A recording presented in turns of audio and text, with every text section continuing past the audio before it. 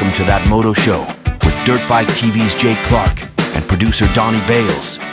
Moto Show 31. I think we got a great show for you. 31, I think of Barry Karsten.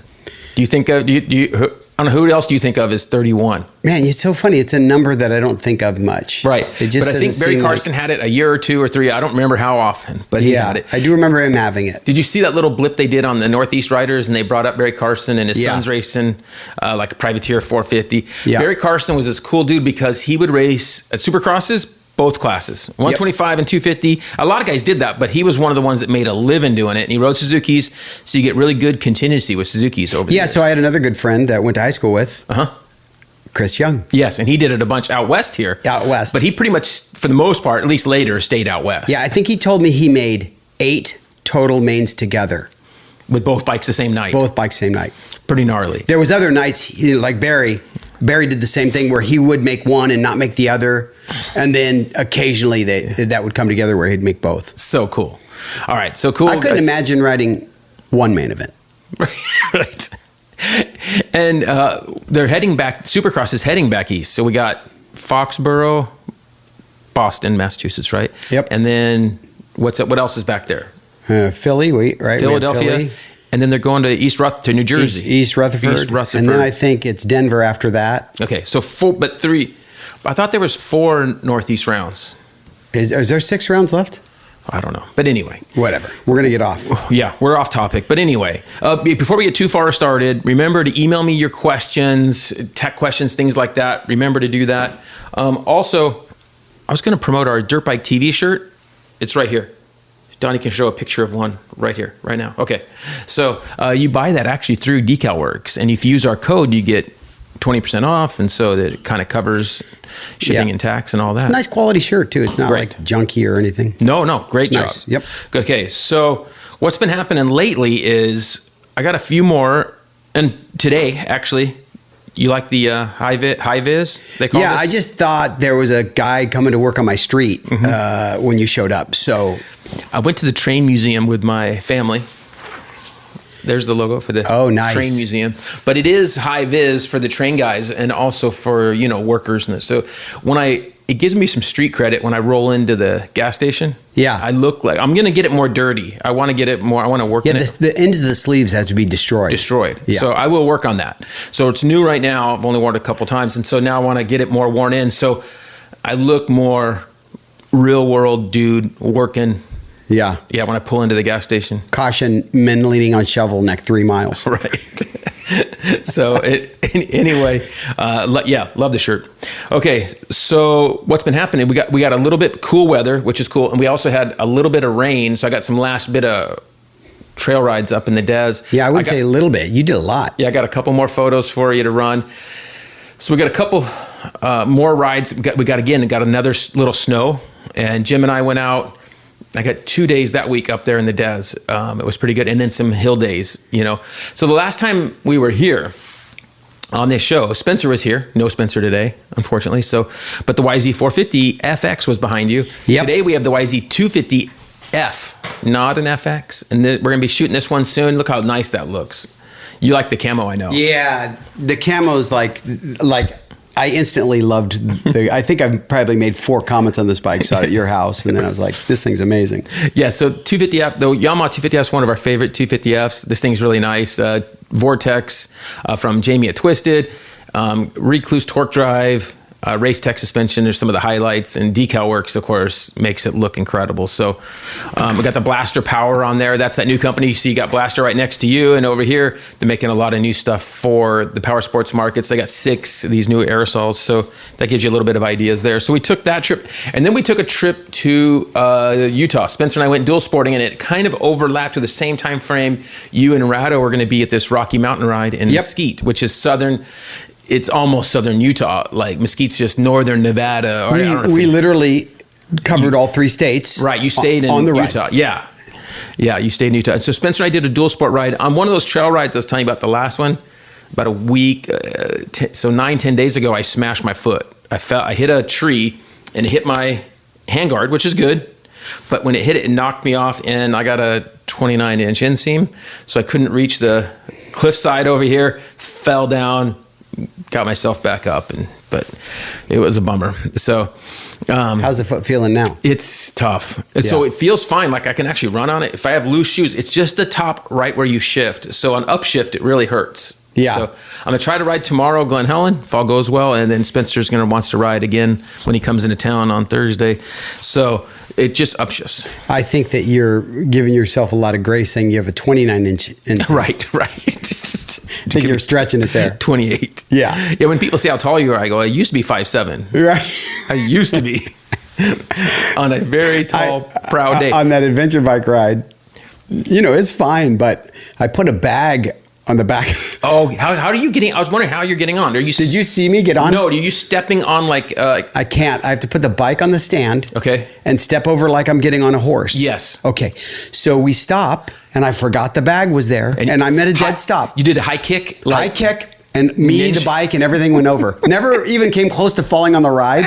And I'm at a dead still, and I go to kick up, and I never made it over. Because you kicked the bike, and it knocked I kicked the bike, and me and the bike went over. Okay. So the 28-inch inseam is the same problem. On that topic, okay, for whatever it's worth, I've mentioned this before, but I got a couple more emails this week about guys wanting to lower their bikes. And the guy's like, and my wife was in the room, and I'm like screaming as I'm reading the email. He goes, yeah, my kid is 5'9", has a 30 inch inseam or whatever. He's 5'9", this kid, okay? And we want to lower his bike. And I go, come on. I go, what would I give? Okay, so anyway, what would I give? Okay, so anyway, yeah, you don't need to lower your bike if you're 5'6" and above, and just practice more, ride more. Right. Balance. You need to practice your balance. Yeah. So we got a few photos of you and Ratto on the adventure ride, and that was pretty cool. Rocky Mountain organized a really nice ride in Mesquite. Just a couple hundred riders, 150, 200 160 riders, I think. Okay. Yep. So really cool group, and they broke it. What was really cool about it, because I went down to when you guys were taking off and staging. Yep. Is they had like 6 or 7, 8 rides, and you would leave your lanyard there and go out for the guide, and they had a guy out front and a sweep in the back, and everybody would head out. Super well organized. Rocky Mountain did a great job. The trails were super fun. Mm-hmm. It's adventure bike riding, so it's not as challenging as like the other stuff we do, but we cover a lot of ground. Right. And you see a lot of different terrain, and like the edge of the Grand Canyon and stuff. It was gorgeous. It was amazing. And so this is where I get to. You rode street bikes more than I have. Yep. I've never ridden street bikes. Okay. Other than up and down the street now and then. Okay. Just in front of the house or something. Somebody brings one over to try out. But I'm not a street bike guy. Yep. So the dual sport, and which I struggle even dual sporting enough to justify owning one, right? How much? Everybody's like, even Ping was asking me about, don't you think your future is gonna be adventure bike riding? And I just don't know, because I think that you would enjoy it a lot, because it's a way to still ride, right? So I can say I enjoy both of them. I like seeing things, so I like really seeing different landscapes and stuff like that. But when we were riding back, so we had to go. What was that area? The gorge, when you cross over the Virgin River a bunch of times. The gorge. Mm-hmm. We ended up on the other side of the gorge, and we had to ride 30 miles back through the gorge. And I thought of you, and I go, "Oh, Jay would absolutely hate this," because we were doing 75 on asphalt with traffic. And that's hairy in that gorge. How fast the semi trucks are going through that gorge? No. I had to go to like 80 to pass the truck. Right. Because they're doing 75. Oh, dude. And so you're riding along at 75, and literally you could reach out and touch their front wheel. No, see, and I can go 100 across a dry lake bed. Yeah. I don't want to do it in a highway situation. I have to be honest, I wasn't happy about it. I wasn't like, this was the whatever, but I just like whatever. And my bike, oh man, that thing is so awesome. It has cruise control. Right. So where we've been riding, and I just on the highway just set the cruise, and I don't have to hold on with both. I can just let go kind of and just relax my hands on the bars. Yeah. It's actually kind of nice. That's cool. And Ratto was pretty excited about the ride. He doesn't get to travel a lot for some of these rides that we've done, so he was pretty excited about going. You guys had a good time. Yeah, he rode great. I'd say like on our adventure bikes, basically same skill level. He was ripping pretty good. He does pretty good off road, and he's been practicing even going over stuff with that thing. And we got the suspension upgraded. I got some photos here we put new Dunlop tires on because they're just wimpy, cheapy stock tires. And Race Tech stiffened up the suspension and got that set up. So he's really liking that Suzuki. Suzuki was surprising. It was really. You rode it a second. I rode it. Yeah. I rode it for a little bit, and on the dirt, and I was surprised how good it was. It doesn't quite feel as moto-y because you're not sitting on top. You're not sitting on top. You kind of sit inside, but the bike did great and tons of power. It's still an 800, right? 800. You feel injected. It's like whoop. It went fine. Yeah. Yeah. That's cool. All right. So I'm glad you guys had a good time on that. Let's talk Supercross. Yeah. Yeah. We love Supercross, but we're not a full on Supercross show. But real quickly, we'll talk because also we're not current on when this comes out. So this will be coming out and the next race will be like the next day after this or whatever. But we just had Seattle and what was before Birmingham, Birmingham wasn't as exciting. Triple Crown. It was Birmingham. a Triple Crown, but it wasn't as eventful other than Max Anstey getting hurt, which sucks. That was devastating to me. I wanted that guy to losing dudes, and it's so hard, man. It's just a brutal sport. That's the thing. We've talked about this a couple times, and that is, Webb is winning, but Jet isn't there, and blah blah.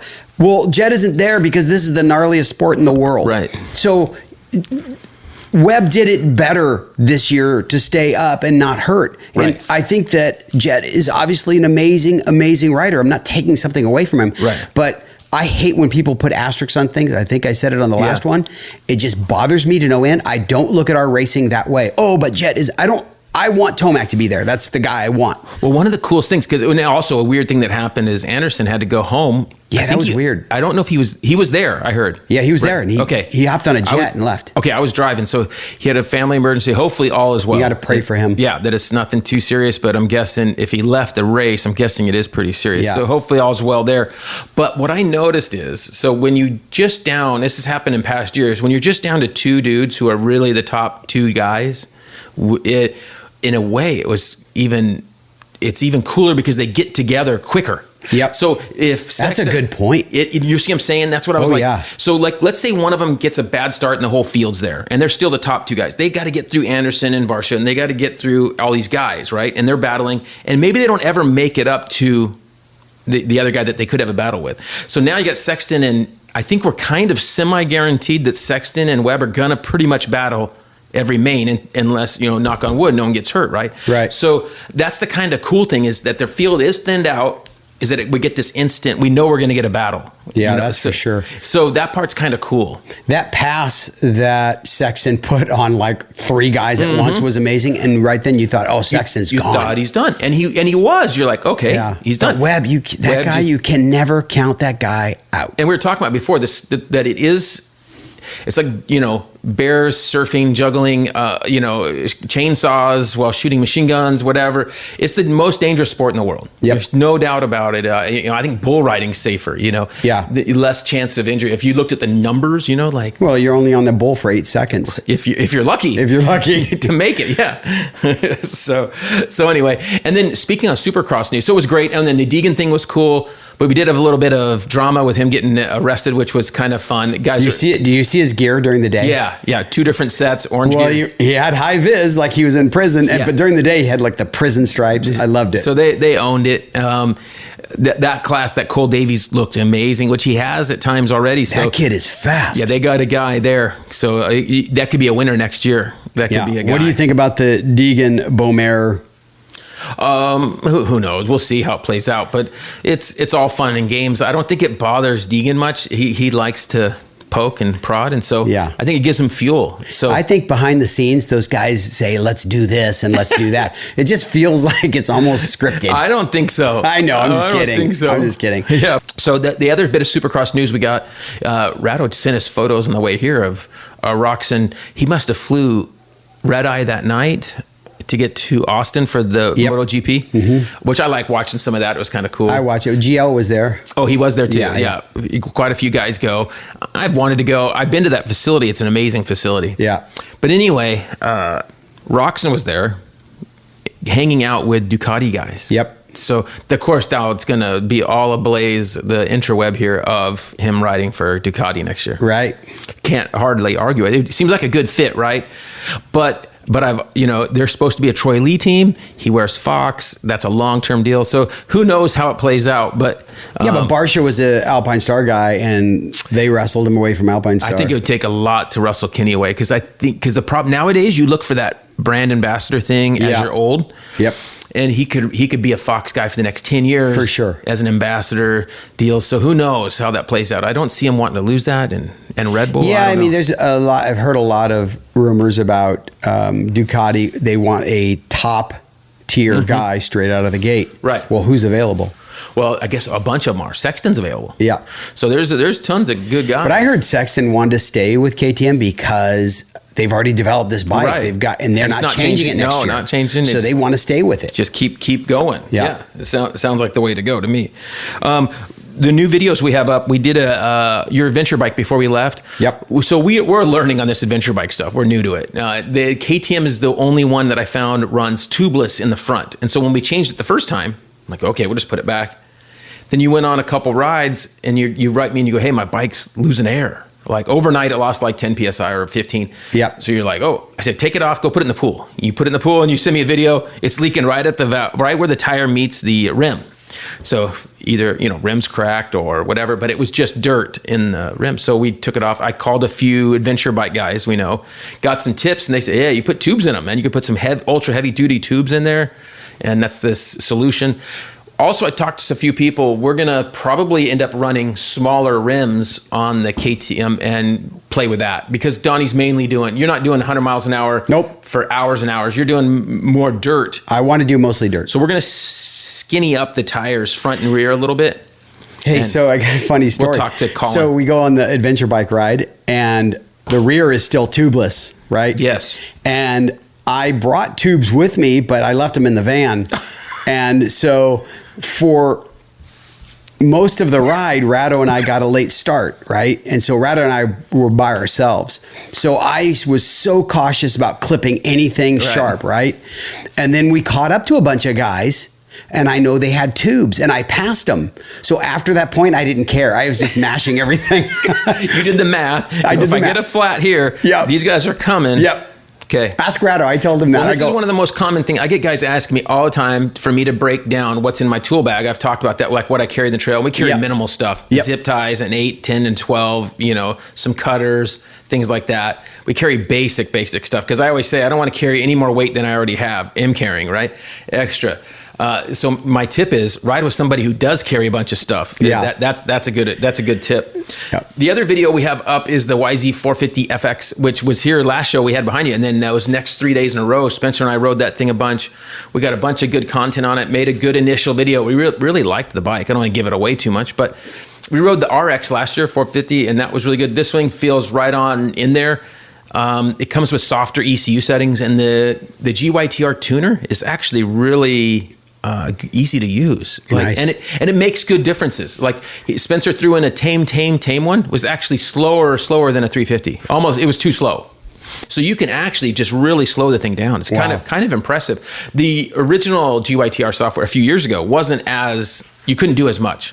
So this one you can really do a lot. So anyway, we're looking forward to that. We'll have more videos coming on that. And speaking of that, I have right here our 14 front, 52 rear sprocket that we're going to throw on that bike. And then Racetech has the suspension. It's a little too rough, choppy on the choppy trails, the tough single track trails. It's a little too Moto, Oh, they don't soften it. It is softer, yes, than stock, but it's not as.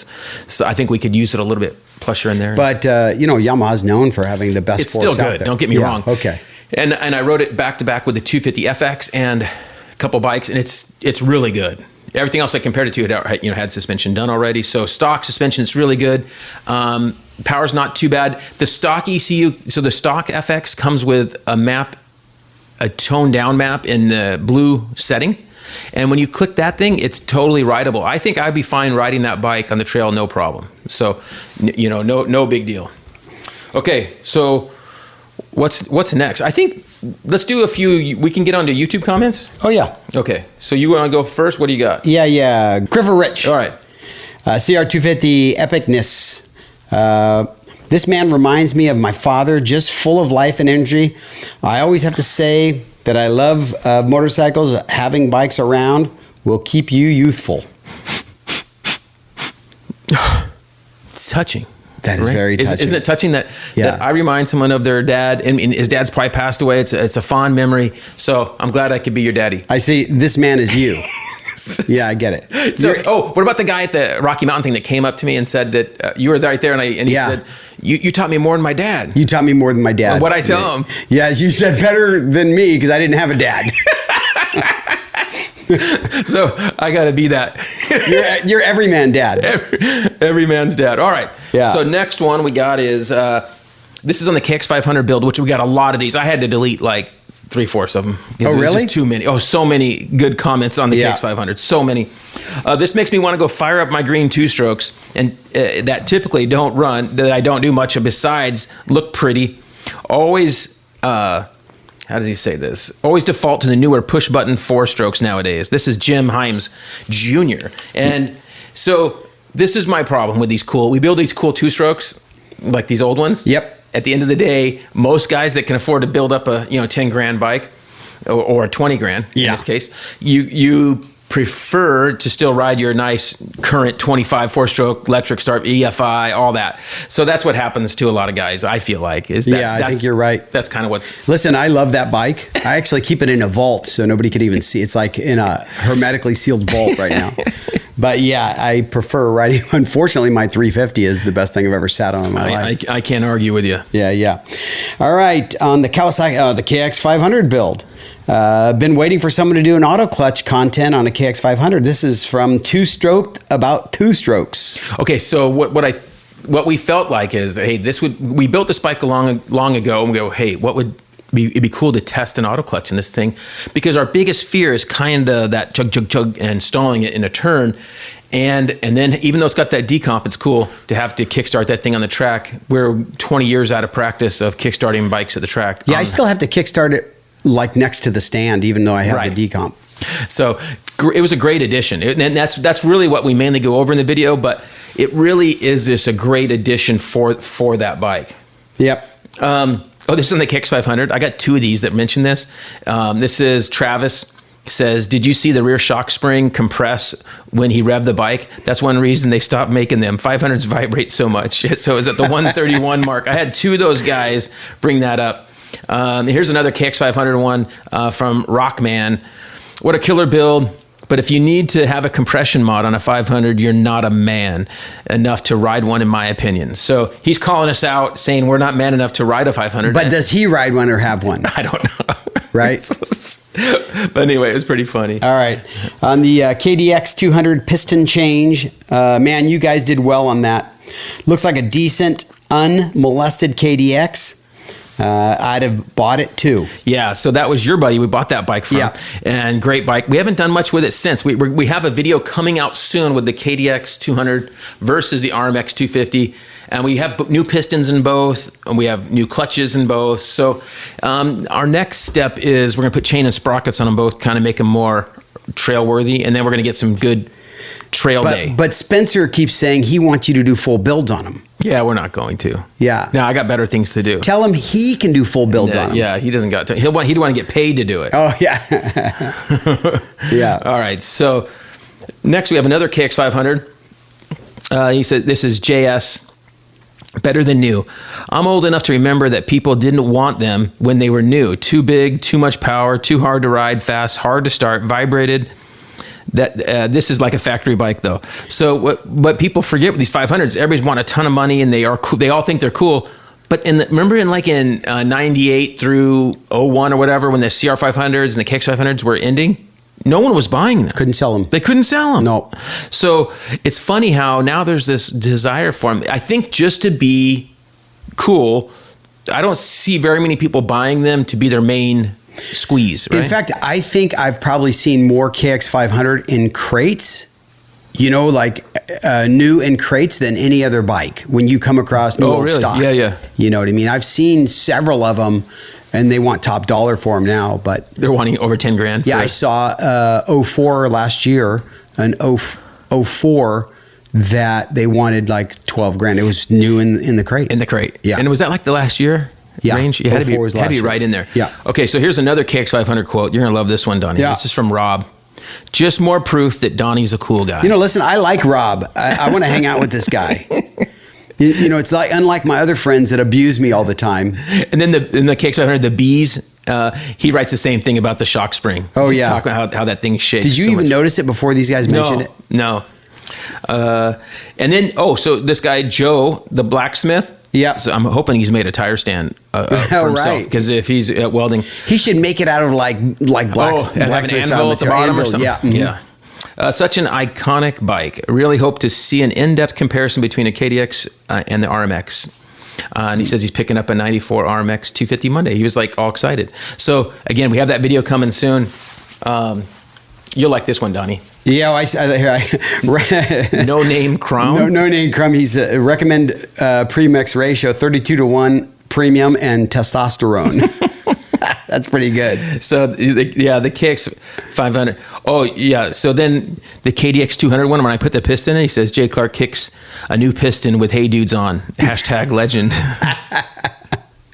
So That's pretty good. now this one's big. I'm gonna talk about this one. Let's get this one on the screen. So this guy Will K came up with some info on most guys that have a 2017 through 2019 range KTM 250, 350 bikes.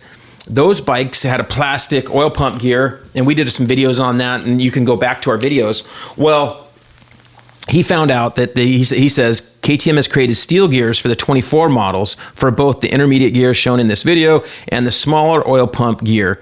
Both the steel gears are drop-in replacements for the plastic ones on the older models. It's about $30 USD, right? For both. So well worth replacing the new steel gear, and he has the part numbers for the steel gear, the steel oil pump gear, and then the plastic intermediate gear, the old plastic. He has all the part numbers right there outlined, and he did it on a 17 FE350. OEM parts fish diagrams now show the new steel immediate gears, but not the new steel oil pump gear.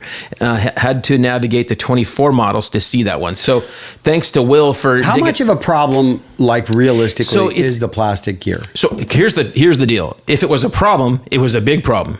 If it wasn't a problem, you never knew about it. no problem at all. So no problem at all. So it was a really weird, because we had bikes with 150, 200 hours and take them apart. We had some bikes with 100 hours on them, let's say, back, and we took them apart to replace it. And the thing looked fine, but you would pull some out and the gear was warped.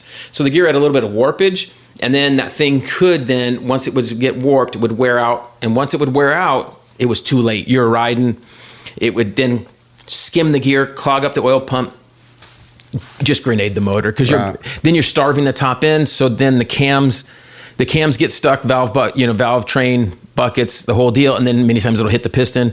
So just a disaster. So that's why the consequence was so big. We did it on everything. We changed them to an updated gear, not to the steel gear, but we don't have any of those. Well, I only have one of those old bikes left. I have a 350, which I rode. That's what I rode last week.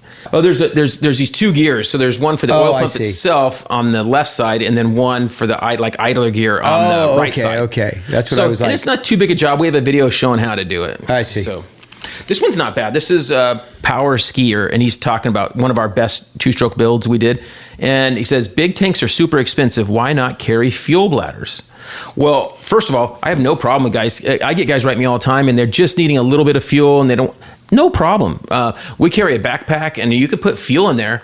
And what I suggest is, because you don't want to carry all the extra weight, is 30, 40 minutes in, just dump it in there. Yeah. And something like this size is fine, just something, you don't need a ton of gas usually, but, you can, but as far as a fuel bladder, like strapped to the bike or anything, I probably wouldn't want that. I would just carry it in a backpack. Do you remember years and years ago, they used to have a little tank that would go over the crossbar? Yes. And a Chirby still has those. They do. We ran it a few years ago. Jim ran it on a Yamaha because we didn't have the big tank. Yeah. He tried it on a Yamaha, and it worked. They used it for like a trip or two. Okay. This is on the KX500. Yeah. The only thing old about this bike is the frame and the cases. Dope AF. Well, also that AF thing, I had to get that explained to me. Oh, you did? So a lot of these terms nowadays, after a while, and sometimes I wait too long. Yeah. Because you wait too long. Yeah, and they cycle out. Well, not even that. It's like when that's been a term for like 3 years, and it's like I just because I don't really pay attention or care. Yeah. And then I have to. most of the time, if I see people are using it a lot and I'll look at the context, I can figure it out. You wouldn't use the AF anyways. Not too often. No. AF Canyon is in Utah. There is an AF. So maybe that's what he's talking about. There's a canyon called American Fork. Oh, yeah, I know that canyon. Yeah. The next one is actually really good. This one's awesome. This is from War Water. And this is on the KX500 that Donnie owns, that the cool guy owns, and it says, I would gladly trade my wife for that bike. Yeah. First, I don't think his wife would be happy. My wife also wouldn't be happy because I don't think I could use another wife. No. But I want to know what skills she has. Like, can she clean or cook or any of those things? Or make a nice living for you. Make a nice living for me. Yeah, I need one of those. Yes. All right. KX500 again, man. We are still How rolling. many of these questions did you get? Oh, I threw away so many, dude. But Really? they're just so cool, man. Yeah, it is cool. Yeah, this one's awesome. This is from GDV. It says, the greatest thing about these bikes is how little time you have to negotiate the peace treaty once you hit the throttle. And I do think that auto clutch helped us out a bit on that. Yeah, it made it from, I don't want to say sketchy, but definitely thoughtful to ride to basically you don't have to think about it. Okay, so go ahead and read that next one. I didn't bring the bar pad, but go ahead and read that one. Is that a watch as a lap timer on your bar pad from Not Here? Okay, so we've mentioned this a ton of times, but I like to run a watch in any way I can on my handlebars when I'm doing motos. Like if I go to Glen Helen, it keeps me a little check. And like I haven't rode Glen Helen in a month and a half because I've been riding. They're going to hills. think you died. Oh yeah. Yeah, it's been a while, at least a month, which is huge for me because a week is a long time. So having the watch in there, I'll send you a couple photos you can put in, but yeah, for sure. With the crossbar pad, like the bike behind you has, we'll actually just carve it in there, and then I have a good Instagram video showing a couple different ways to do it as well. And then if you have a round crossbar, just like a regular crossbar, it's really easy. You just push the watch right around it. No big secret there. I also try not to blast them with water because I'm buying cheap watches. I'm trying to, and since the last few years they've gone way up in price. On my XCF, I found an orange Casio. Yes, of course. So, to answer his question, no, we don't check lap times. So I'm not going around and looking down. It's just time. Because I would have to do some serious math. Yeah. So it's just your overall time. So I'll hit it. And then I will slow down and look down to go, okay, I'm at 20. And it gives me an idea, okay. But most of the time I look down, it's further than I think, unless I'm not feeling good. This is your version. It's a $9.99 version of the Get. Right. Yes. Yeah. It's my, Lip Pro. Lip Pro. Yeah. It's your Lip Pro. Your $9 version of Lip Pro. Right. Yeah. All right. Jay could read my thoughts on those safety glasses. Ugh, reminds me of I'm going to have to get a new pair soon. Okay. So what's cool about these? And there's another guy that talks about this. This is Bomber, a company that makes and there's a jet ski guy. Bonacci's the guy that, remember he did like in the 80s and 90s? Tom Bonacci? Yeah. Tommy Bonacci. It was like the Bomber. That was his nickname. Oh, yeah. Yeah. So anyway, what's cool about these are reading glasses that I got into safety glasses. Yeah. So how cool is that? That's pretty good. Yeah, it's really nice and gets you some good protection, and I'm not having to, because many times when I'm using regular cheapy glasses, you don't have much protection. So this is nice when I'm doing some. I need to get a pair of those because these aren't cheapy glasses that I'm wearing. Right. So I think I need to get a pair of those. You're throwing up grinding sparks on those and everything. Yeah. So anyway, those have been great. This is SoCal Rider 1754. Love the pod. Was just wondering what the backstory of Dirt Bike TV is and how did Jay and Donnie get into dirt bikes. So first thing I'll say is to give you a whole history of this thing on my side is it'll be like a day ago, the new Whiskey Throttle show is coming out. So it'll be out when this video is out. It'll be out. So we'll have the link in our description. Got a few photos from that day with Ping. Did a little history and all that and walked through the whole history of how long I've been in the sport, a long time. So talk about this. As far as so if you were to check that video out, it would help you a ton. But to say that to give you the quick summary is I just grew up loving dirt bikes. My uncle's raced, so that kind of got me into it. Didn't have the money to really be that into it. So till I was in my early 20s, could actually afford to buy some stuff and slowly get more and more into it over the years. As I got into the industry, obviously helped a ton. So then it grew into that. And Dirt Bike TV itself just became a thing to help promote a lot of the project bikes we've been doing for years, like for Motocross Action and Dirt Bike and Trans World and Racer X and all these places. So it was a good place to promote more of our builds for those guys. And that's mainly what we do, is build bikes for other people, and then get some extra content on Dirt Bike TV with, helping people be able to do stuff. And we're going to try to have more videos on there with, practical tech tips. Yeah. But then, Donnie, so I was thinking can you give us the quick child from just and then next show, we'll talk about like teenage to 20s. But give me your childhood, like how you got into it. We've done a couple of things for my best friend, Johnny Posca. Well, he moved into the neighborhood when I was about 10, and I'd never basically been on a dirt bike before that. And he rode dirt bikes, and he invited me to go to Big Bear with him, and he basically taught me to ride a dirt bike. And how old? 11. 11-ish. And then I begged my parents for a dirt bike, and they bought me a used $375 1976 YZ100. Right. Okay. Very good. And so then I rode that until basically I outgrew it. And then I bought my next bike when I was a teenager. Yeah. So you kept into it. And I was in and out like you. And when I could afford it, I moved on.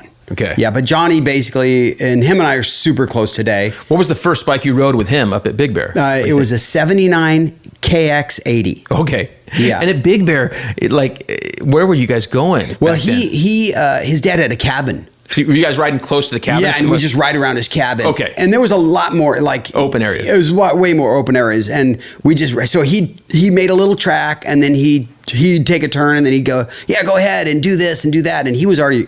Even at that, he was riding since 1.5. There's a picture of him riding at 1.5. That was like 58 years ago. So 58 it was years way ago. more. Yeah. Long time. So that's it. Yeah, he got me into it, and then here I am. Very cool. All right, so next, let's go over a few products, and then we'll get back on our comments and stuff. But first thing I'm going to talk about is this. You know what this is?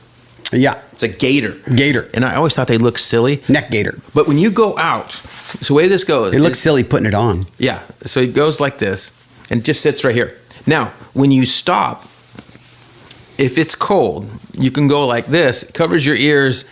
It also keeps your neck from getting sunburnt. Then when you're riding, you take off. If you go like this, just like this right here, you can put your helmet on. And then your goggles will stop right here. And you can even pull it up to your nose if you want and just go like this, okay? So, really inexpensive. And I saw all the Dakar guys would wear these things because, again, they'll keep you from getting that and getting wind checked. So if it's cool out, I really like to use one of these. So great product that you should have. Motion Pro makes this one. There's tons of companies. You can find them online, but cool one there. The first one I got was from Jimmy Lewis with Dirt Bike Tests. He had a climb one. Okay, then next we got radiators. We got this is a stock. This is for our TX300 build, which we've been talking about for a little while. And you can see it's been welded up by ICW, strengthened. And then we have our Trail Tech fan on here. So I sent him the fan with it so that he could allow proper space to be able to bolt the fan back on. So pretty cool deal from Trail Tech. And then we've already talked about everything else, right? On Donnie's table, we have the Moto seat. We got Weisco and Blaster over there. So that kind of covers our products. We already talked about that. I've been using the new Factory Shine. Factory Shine might remind you of, and it smells really good. This would be similar to some other products out there. I love shiny products. Right. And leaves a little bit under. I want to hold up the... No, yeah, seat cover. Yeah, I got a seat cover here. Nice. And then see the other piece laying over, that's for a Yamaha, so it has two pieces. Yeah. And their patterns are really good, so it's really pretty easy to install. I did the seat right behind you. Yeah. Pretty quick and easy. Yeah. See? No ripples. You did the seat. Yeah. You're the factory installer. On that one, yeah. So Donnie will sometimes run them out when he goes to Arizona for me, but I usually end up doing them. Yep. He just ships them to me now since he's moved away from California. This Mud Blaster. Not me, Moto seat. Moto Blaster. This Mud Blaster from PB Blaster from Blaster Power. this is a good thing to spray on under the fenders before you ride to make it a whole lot easier to clean. So before we get on those comments, I got a couple cool tech ones to read for you, Donnie. Okay, go. Okay, you ready? Yeah. Okay, so I got a picture here. This is from KCF back east. He was getting a picture of him with Gene Simmons. Oh, nice. And Gene Simmons of Kiss. And he was at a work conference, so they had him there. So kind of cool picture, because he wrote me and he was talking about his 14-year-old was on a CRF 125F, and he wanted to know the next size bike to get for them to trail ride. And this is a window I talk about all the time. There's just nothing great. Yeah. So you go from a CRF 125F, which is great. There's a big wheel version. But beyond that, then you have to get on a full-size bike. They go, a 200 or a 120. They're all the same height as a current 450 motocross bike. That's what I tell them. This 21-inch wheel, an 18 or 19 rear, they're all the same height bike, seat-wise. Some guys go, hey, one's got a half-inch lower seat, but they're all so close anymore. Basically the same. Yeah. So it's a tough spot to find a bike for a 13 to 15-year-old kid who's, 5'4" to 5'6", 5'7", in that range can be tough. You ever see some of the guys racing big wheels? They look huge because it's like why. They can't. There's no in between. And I had a good guy write me, and I wasn't aware of this. He races pretty heavy, and his kid's like 14 or 15, probably like 15, and he's going to race 1 year of Loretta's left on the Super Mini. But he has like a 125, he's riding, but they're going to go to Loretta's this year. Yeah. And he's having to get risers and big bars and do everything he can to get it all way tall. And I'm Taller like, seat, maybe? It's just all so unnatural. I'm just like, is he really going to be top? I wrote him, I was honest. I said, hey, is he going to be a top 3 or 5 guy? If not, maybe just spend time on that 125. Was the kid like, Dad, I want to ride this class another year? I would skip that class and just do that. Yeah, the kids that drive themselves to the track. Yeah.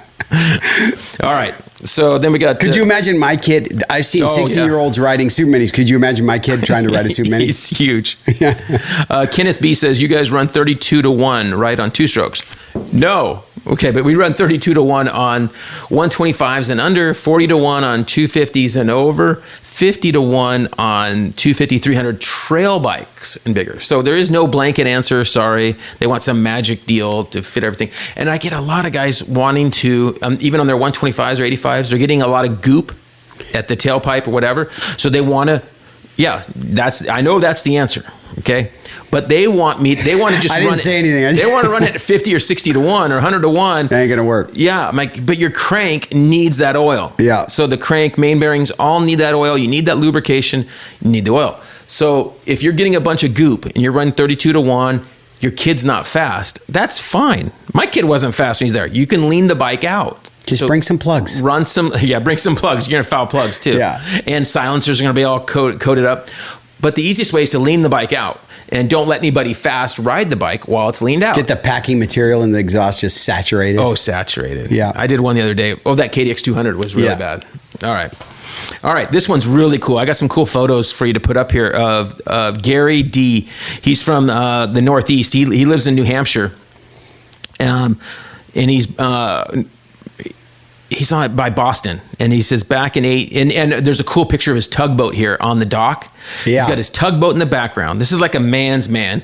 Got the dock, the boat, whatever you call that thing, in the harbor there, because his tugboat's in the background. Yep.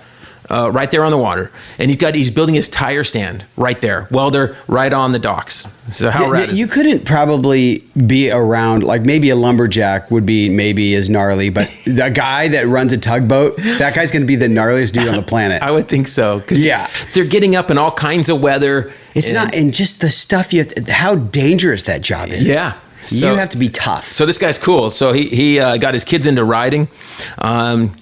He said his first bike was a 73 Yamaha, and he still has it, and he's currently restoring it. Oh my gosh, that's awesome. It's an AT3 125. So that's cool. Anyway, so he says he enjoys our shows with me riding with Spencer, and he's looking to get some new bikes, and he's got a bunch of bikes. So I just thought it was a really cool story of him, and it's cool that he could build a tire stand. Riley rode a little bit when he was younger.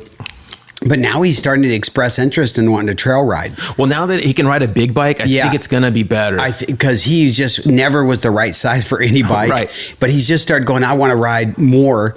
Actually, so I put him on my Grom a little bit just to ride the Grom. Right. Just get used to that, riding around. But get the coordination going. I could basically let him ride my 500 EXC. Right. Well, tune it down. Yeah.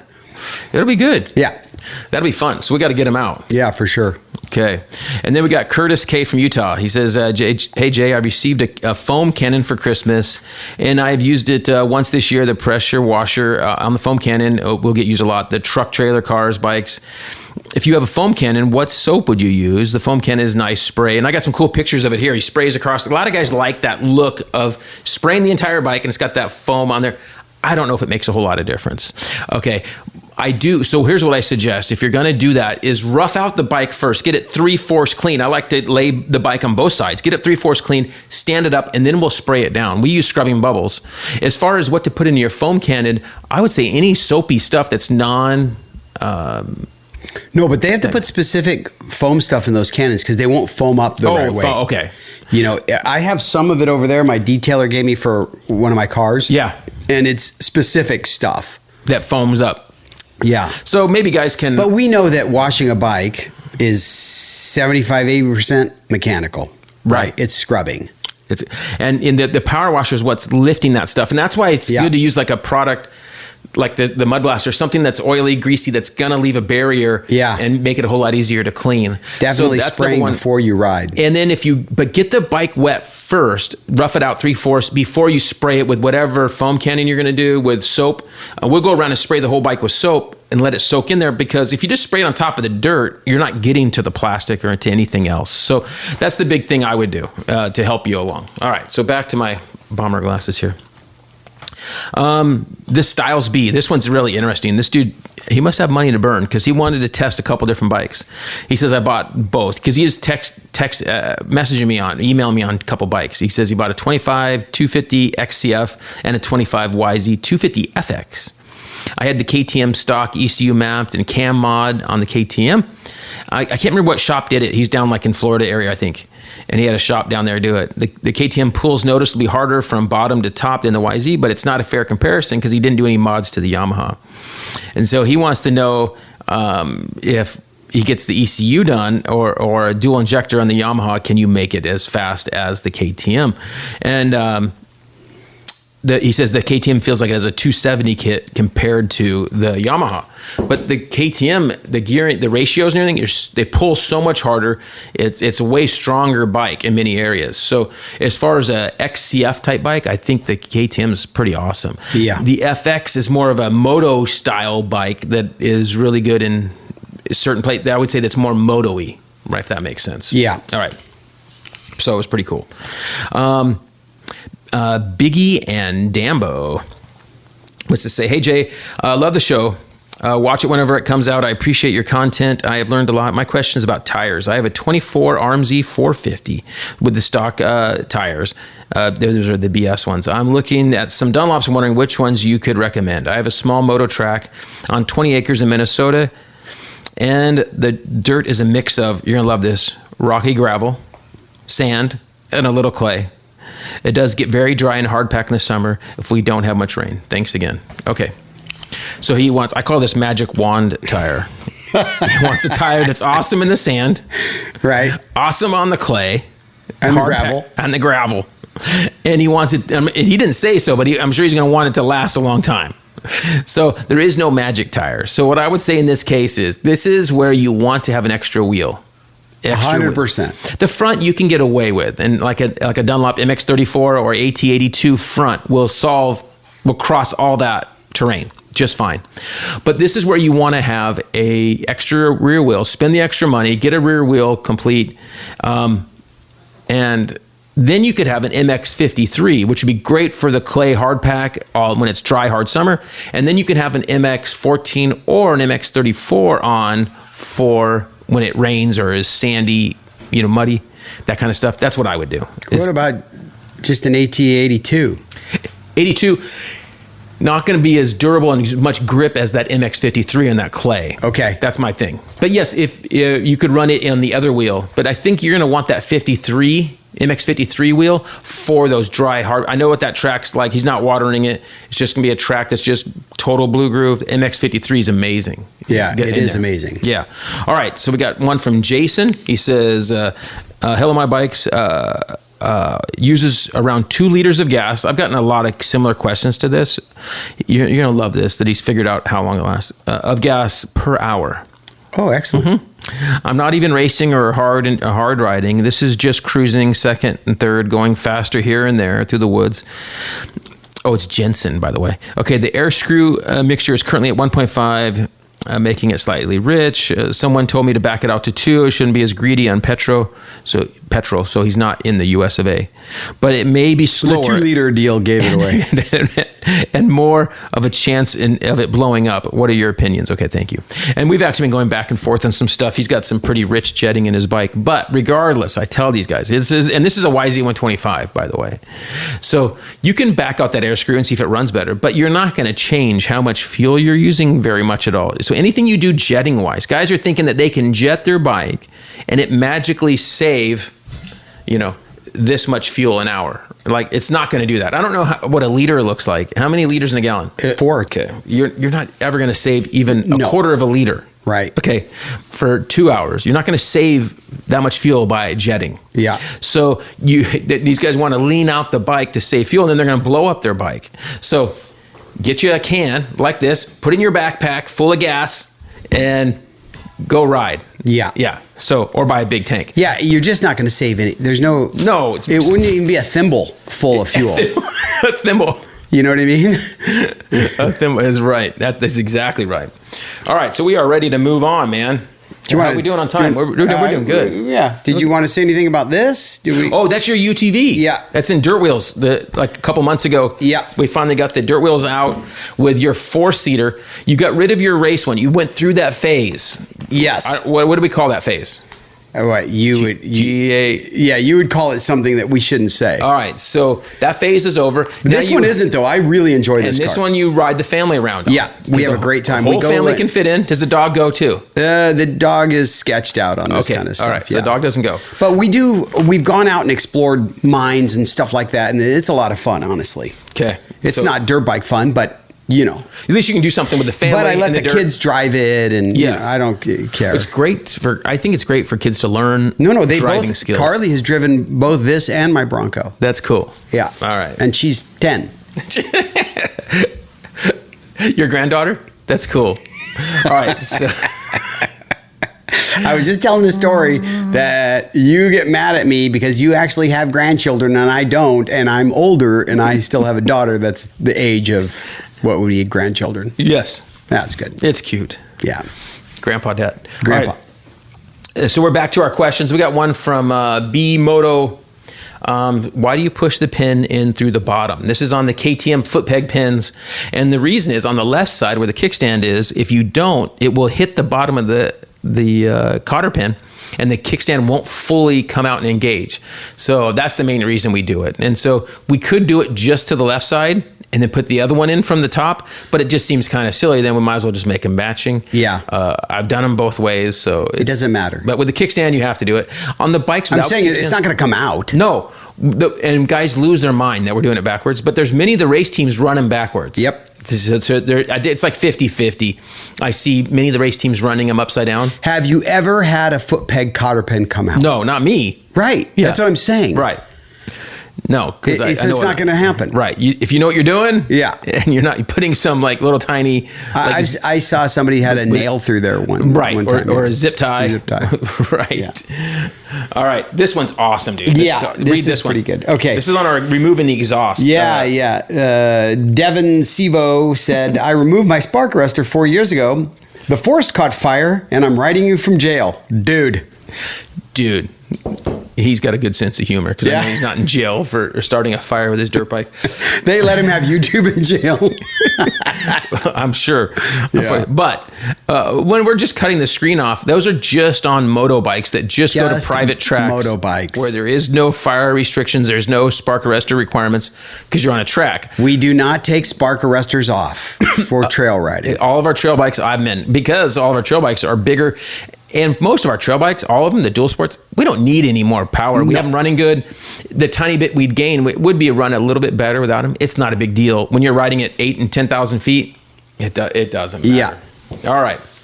I got this one too. Yeah. Please comment on the placement of the yellow dot on the tire relevant to the location of the inner tube and the rim. Many thanks. This is from Homiculus 07. Okay, so the first thing to do is you get some contact cleaner and you spray that yellow dot and you rub it off, and then you don't have to worry about it. But what that yellow dot is the lightest spot on the tire. So some of the manufacturers will put it at the rim lock, some will put it at the valve stem. It doesn't really matter because at the end of the day, a dirt bike, when you take it out, you get one clump of mud, your front wheel is out of balance. So that's why the guys will put it at a certain spot, is to keep the front wheel balanced. We're not riding street with those bikes. Now, the bike, if I am going to put one on a dual sport or like your adventure bike, I would maybe look for that dot to put it on the valve stem. But you're going to balance the wheel no matter what. Yeah.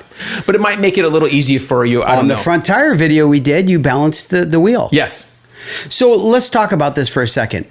What do you think the difference in ounces or grams would be on that light spot? It's got to be so minimal. Minimal. Like I wouldn't even know, but it's got to be hardly anything. Right. Okay. That's my point. Is just like it's not going to be anything hardly. This is Dewey Yansalamo. Hey, you need to get over it and just read it quickly. I know. Remember the days when you had to worry about was mixing your gas and not ECU programs and all that gay stuff. This is he's talking about our new YZ450X FX. I don't know if we just talked about it already. Would you rather mix gas or just go ride? Just go ride with your cool ECU. My problem is already I'm tech guy, so I like that stuff already. Right. So anything I add more to my bikes. Right. I'm not taking that ECU stuff away.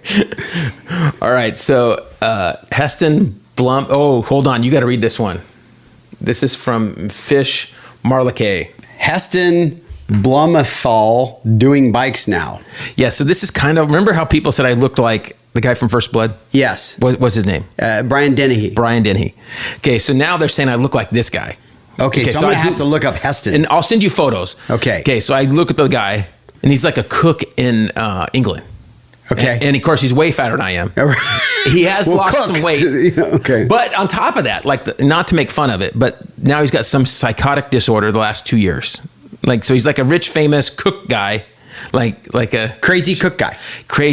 And so now he's got some mental problems going on, or disorders, or I can't remember what it was. I think you have some disorders. Right. But I don't know that. Okay. Yes. So now everybody's saying I look like this guy. So let's put him on the screen. We'll see if anybody else thinks I look like this guy. I have to look it up right now, honestly. So I'm going to go on to our next one. We got the Yamaha YZ450FX.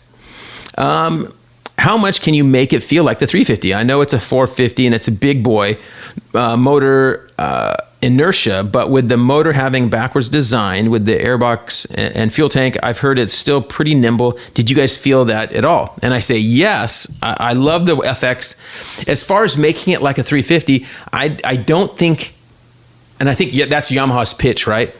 But the problem, if you make it slower like a 350, it doesn't have any snap. A 350 still has snap, but not as fast and gnarly as a 450. So that's why I would still prefer if Yamaha made a 350. Right. All right. So did you look up that guy? Yeah, you look nothing like it. Nothing. Nothing. Right? It's not even. You're not even on the same planet. More like Brian Dennehy. You're saying. Oh no, you look like you came from. I think that might be. What about the Jack Black? I've gotten that one a couple times. A little bit, but he's fatter than me too. He's fatter than you. Everybody's saying I look really fat. You don't. Brian Dennehy wasn't fat. I mean, he was a stocky dude. He's a big dude. But you look like you could be his descendant.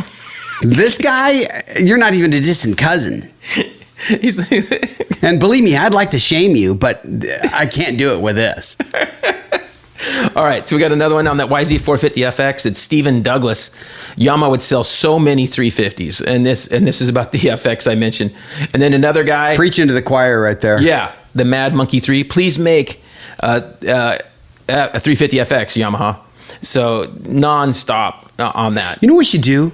You know, protesting stuff is all the rage now. We should get a bunch of people together, and we should go picket Yamaha, you know, to make the bike we want. No, we're not going to tear Yamaha down. We want to build them up. Right. Dre707YZ said, I've been running the Kirkland diesel in my DR650 for a few years, and it's no problem.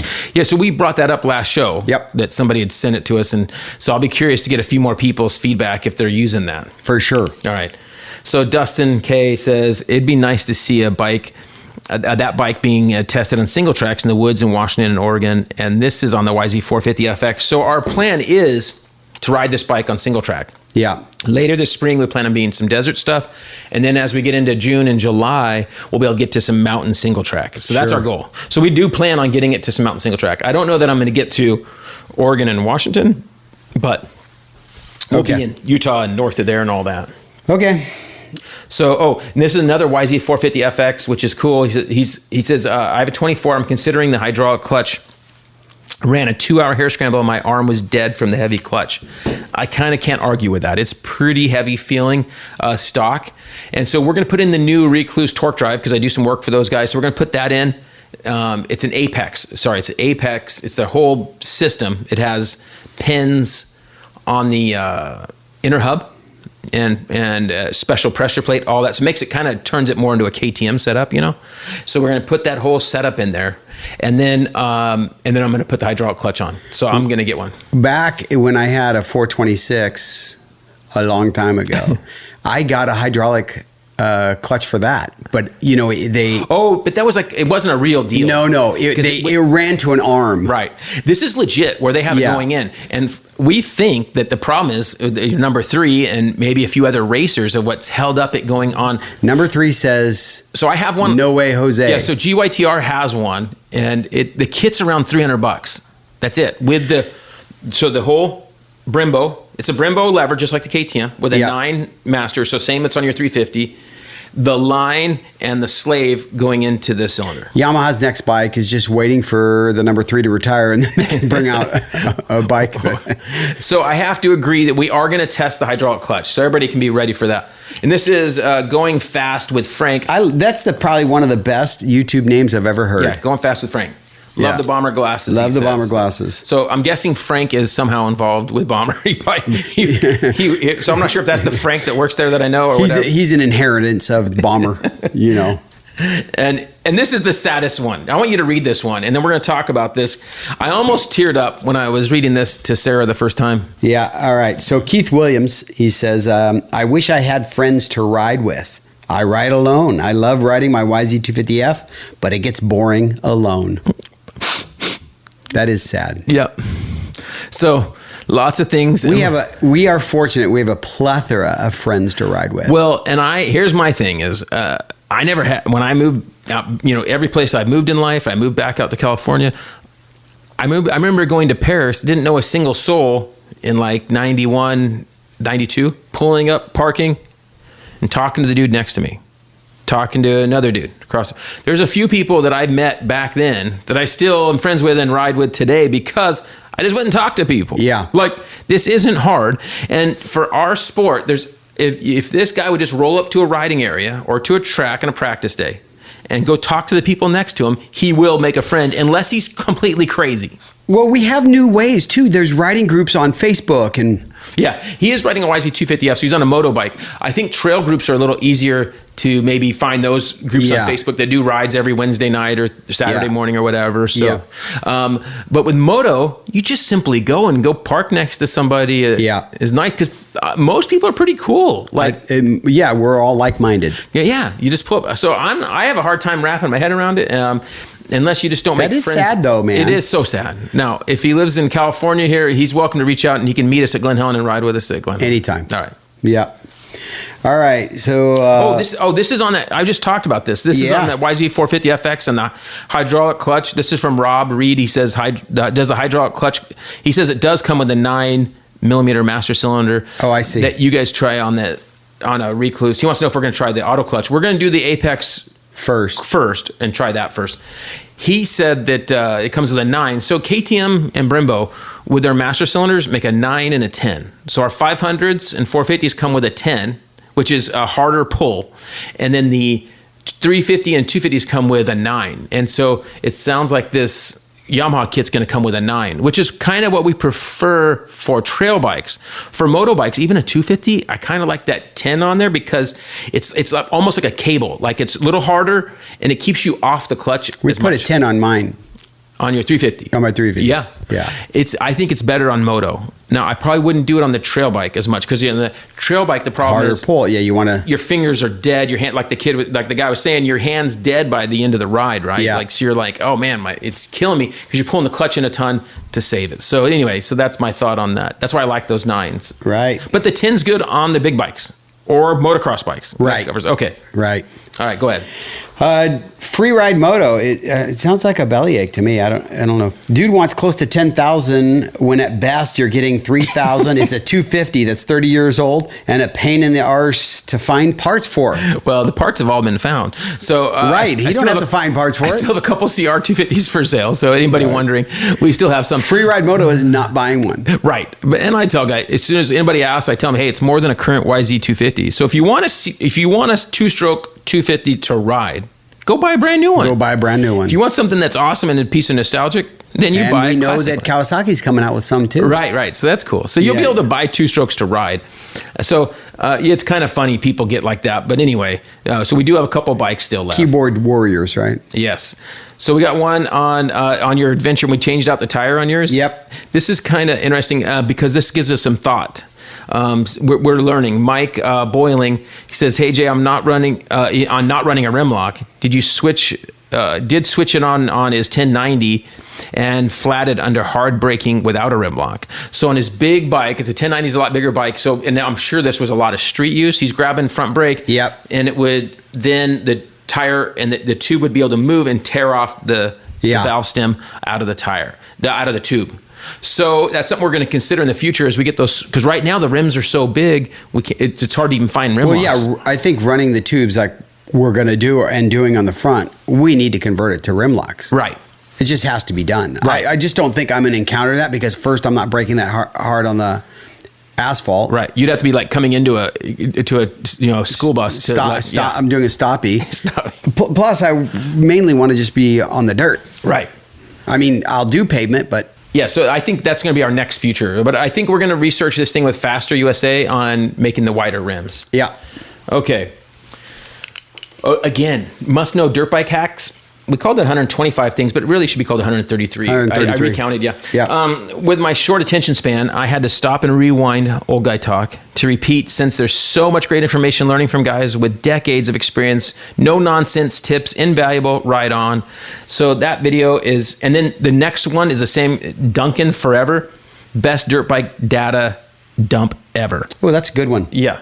So I thought about making another version of that video in the future, but for right now, that's just, like I said, there's 125 easy. So if you make a new version, you're going to have all new tips? I was thinking, I would use some of those tips. Some of those. Yeah, pick some of those and maybe pick the top 50 or something. Because tips change on newer bikes too, right? There's different things that go on. And I learn more stuff. Yeah, and you learn more. But not a lot. And, I'm pretty much... You got everything. Hard drive is maxing out. Yeah. Well, it can only take in so much more. Yeah, like that's what my wife says. Her hard drive's full. Right. There's not much else. Yeah. So this one's interesting. You go ahead with this one. Yeah, Jay, what's the thickest tube you would recommend for adventure bikes that are ridden quite a ways on the highway and then ridden off-road? Like from one state to the next on the highway and then ridden off-road, BDR type rides. Does more aggressive tire generate more heat on the highway? Does this influence tube selection? Natural rubber or butyrol rubber? I've never heard of this. No. Okay. And to answer your question, I have zero idea. Okay, to answer any of this, because We don't do it. Don't do it. So I want some of those ADV guys out there to let us know. We can kind of comment back. We have a couple of friends that do quite a bit of this. So. Yeah, most of them are a lot more dirt. This guy sounds like he's going to do a lot more asphalt too. But the BDR stuff, so I'm going to check a little bit more, but I don't know.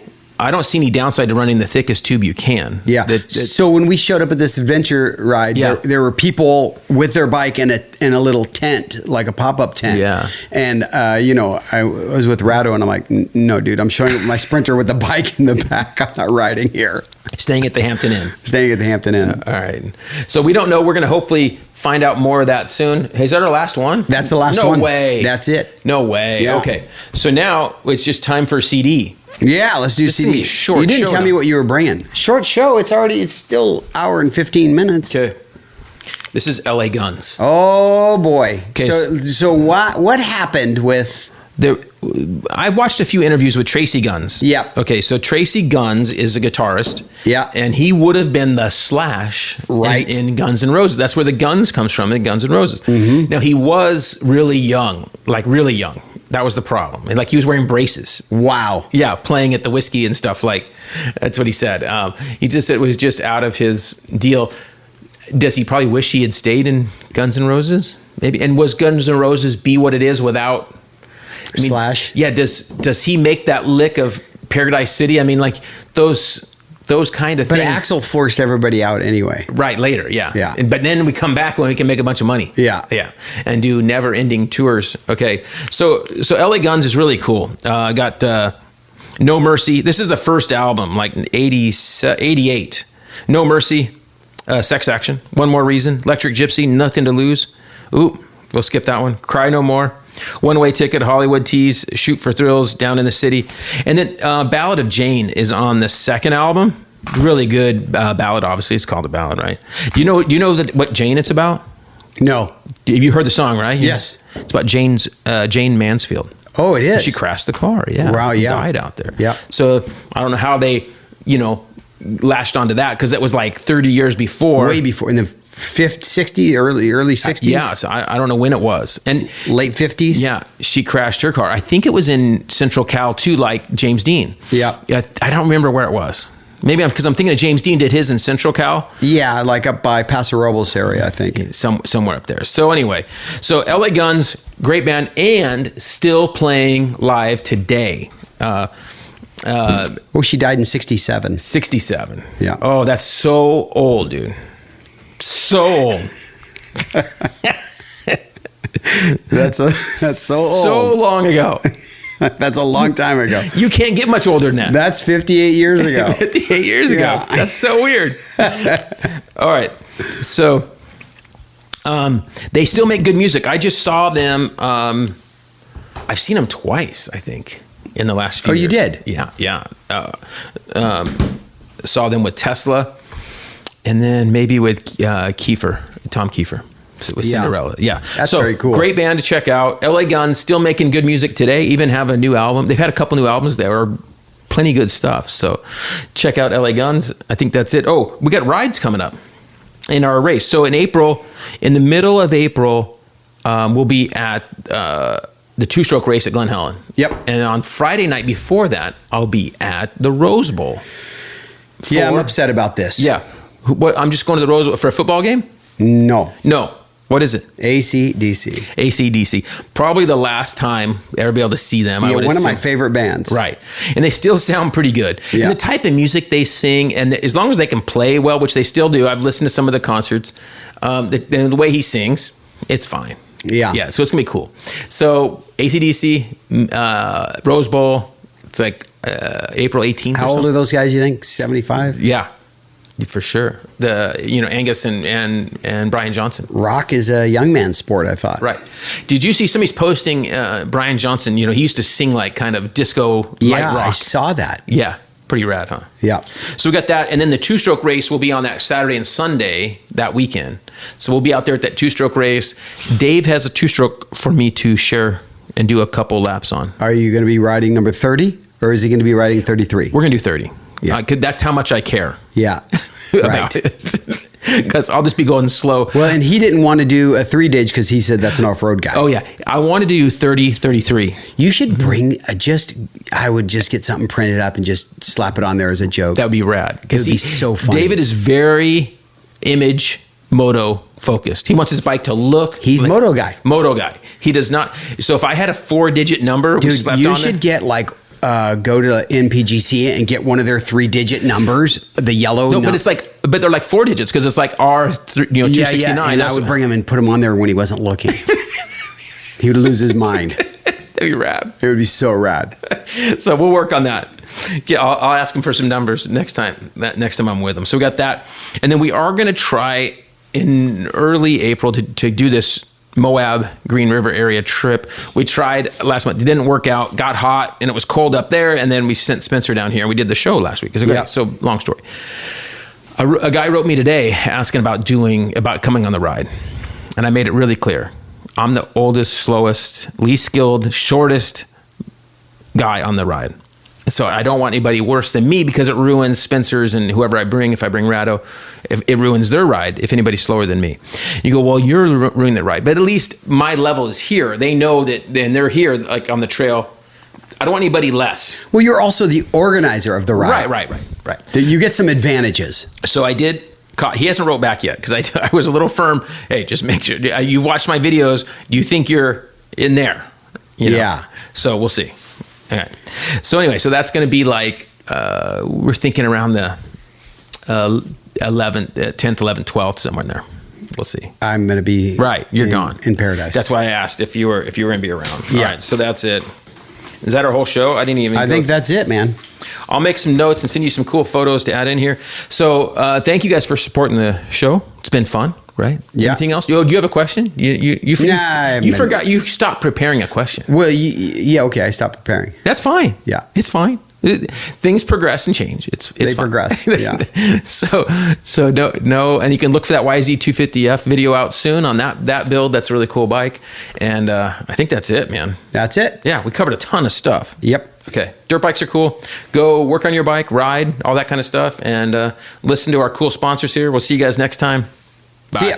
Wiseco Piston has over 80 years of experience manufacturing pistons in Cleveland, Ohio, USA. Wiseco pistons are developed and proven through professional racers, teams, and engine builders, including factory Honda HRC, Club MX, DBTV, Twisted Development, and many more. Wiseco is rooted in supporting grassroots racers across the country. Wiseco has been a sponsor of Loretta's and GNCC Racing since their very first events. Wiseco has a piston to fit the needs of any type of rider, from reliable rebuilds to serious racers. Wiseco is still the piston expert. However, the brand has evolved and has a complete range of performance components, including engine rebuild kits, clutch and valve train components, crankshafts, gaskets, and more. Wiseco has all of your power sports machines covered, from dirt bikes to UTVs, ATVs to jet skis. Find what you need at wiseco.com or wherever you like to buy your parts. We work with some great companies, and here's a list of those right now.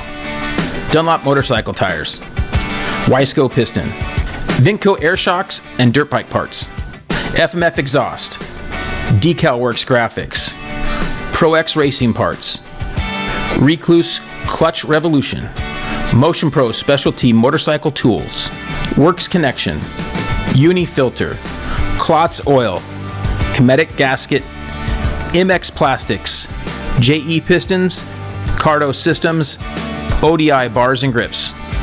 And remember, if you shop Rocky Mountain, use our link from our site, Linktree, or link in description of the videos. Thanks for watching and listening.